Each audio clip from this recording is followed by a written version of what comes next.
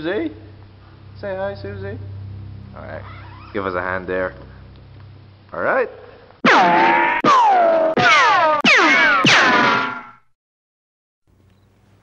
The masks we wear. That's correct, Wendy. We all wear masks, metaphorically speaking.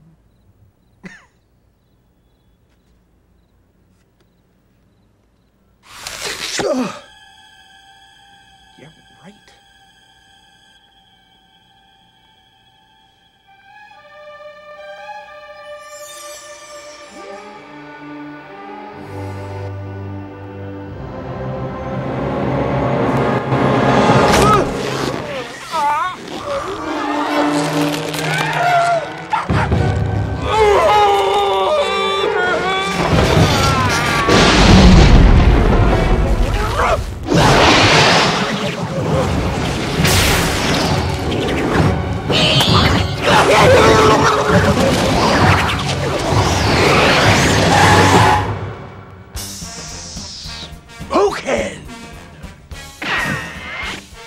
It's party time! P-A-R-T. Why? Because I gotta!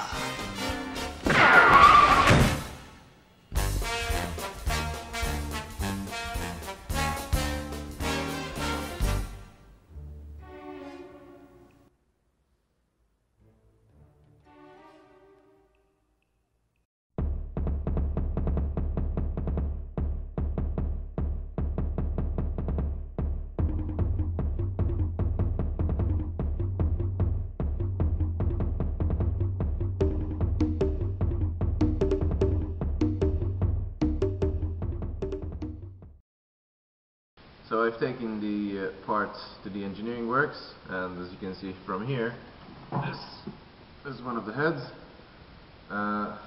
Had a facing of 1/1000 of an inch, mostly to clean it up. So basically not much has been skimmed out of it, and as you can see it's a nice clean finish. I also changed the valve guides, you can see from here. This is one of them. I had to change these because the valve itself, I wasn't sealing properly on these, and it had a lot of rocking motion into it. So they have lost their allowable tolerances, and they needed to be changed.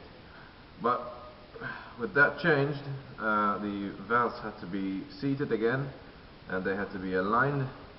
Also the valves were vacuum tested in order to be sure that each valve was closing properly upon compression or combustion. And apart from that, the head, as you can see, is fitted with the scan box. This was done in order to set the allowable clearances for the valve to open and close upon intake or exhaust. So this one is a system with tappets, which are in a shape of bucket, and to each bucket, in this case, this one, it has one shim on each valve, and in the exhaust one, which is the largest one, it has one shim which attaches to the center of the bucket. And here these two are the intake ones, where each bucket, on each side of the bucket, it has one of the shims. This is a laborious job which the person at the engineering works had a tough time to do, because for each valve to be set, it had to be checked with the previous one, so in order not to have misalignments as you go along. So this one has been preset already, so all I have to do now is just take it apart, install it on the block, and then just place it again with the shims the way they were when I've just taken them out from here. This is a V6 with an 18 valve system. This one has 3 valves per piston and 9 valves per each head. And apart from that, this one is ready to go.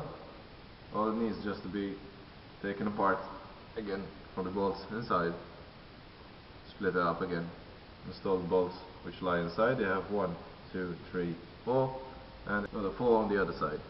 So when I'll set these two, everything will be properly done. Now this was the crankshaft. It came back from repairs. It's been polished out as much as possible, and as you can see here, there's still some markings from the lip seals, but still with minor damage in this case. Since the lip seal would be new, everything would seal perfectly. As regards to the big end and small end bearings, everything's been polished out perfectly. As you can see here, no more visible markings. This has been done by a machine, so everything has been done to a certain amount of tolerance. And also you have these plug holes here, which keep the oil from escaping. These two holes here hold the oil that circulates within the crankshaft. Now, when we took these off, this was literally clogged up. It had nearly no oil circulating into it. It was all filled up with carbon up till the brim, and it has been repaired now. So now once I put this back in, everything would have its own flow of oil. For each one of them, it was badly clogged up. As for the rest, everything's okay. And also, moving on, this is the head. Showed you this head before, and now we have the other head here.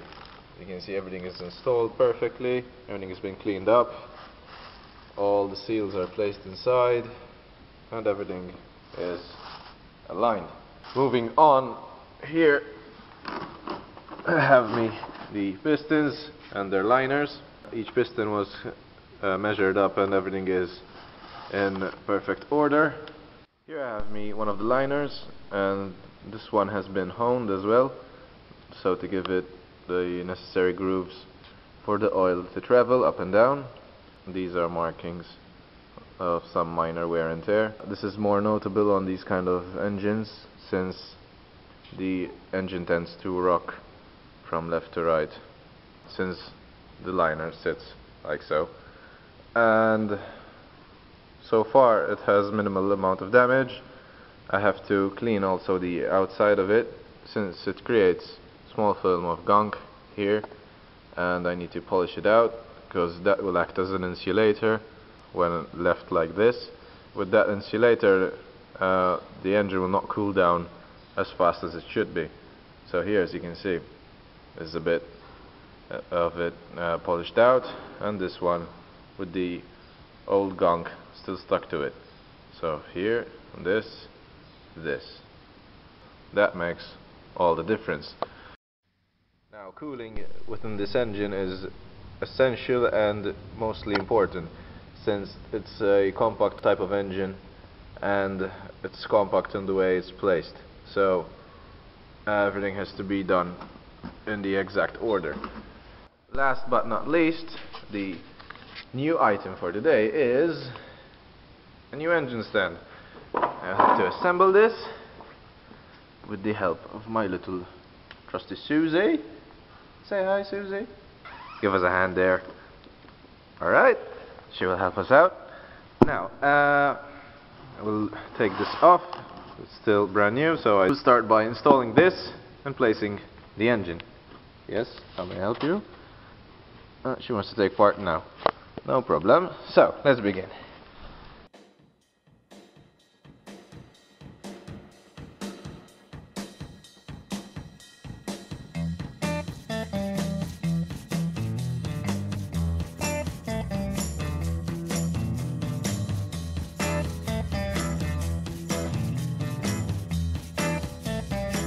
Oh, Susie Q.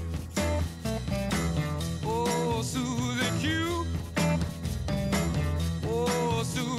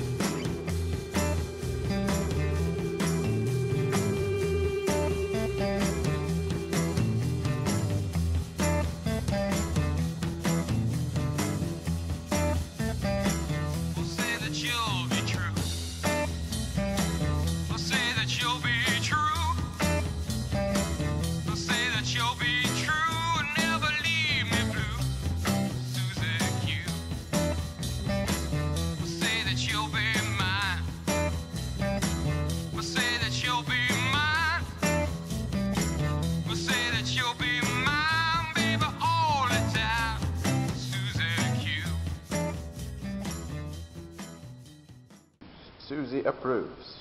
Susie, sit.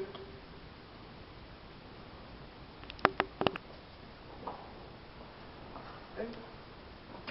So, with this assembled, the next thing to do is put the engine on the engine stand. Okay. Now, keep in mind that this is a split cage type of engine. So, this is the top piece of the engine, and then I'll fit later on, when I'll put the pistons and the crank in, the lower piece of the engine. So let's begin by installing this one first.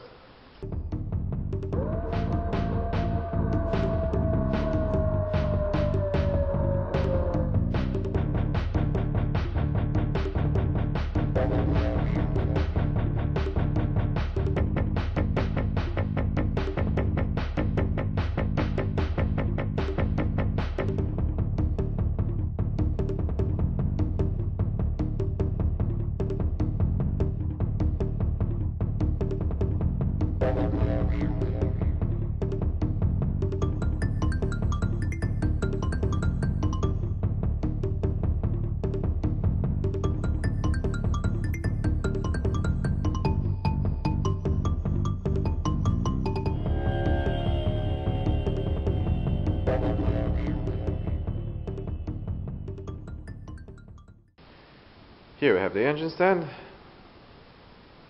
ready in its place and ready to be assembled. Now the next step is to prep the liners and pistons, crankshaft, and start assembling everything piece by piece. So until next time.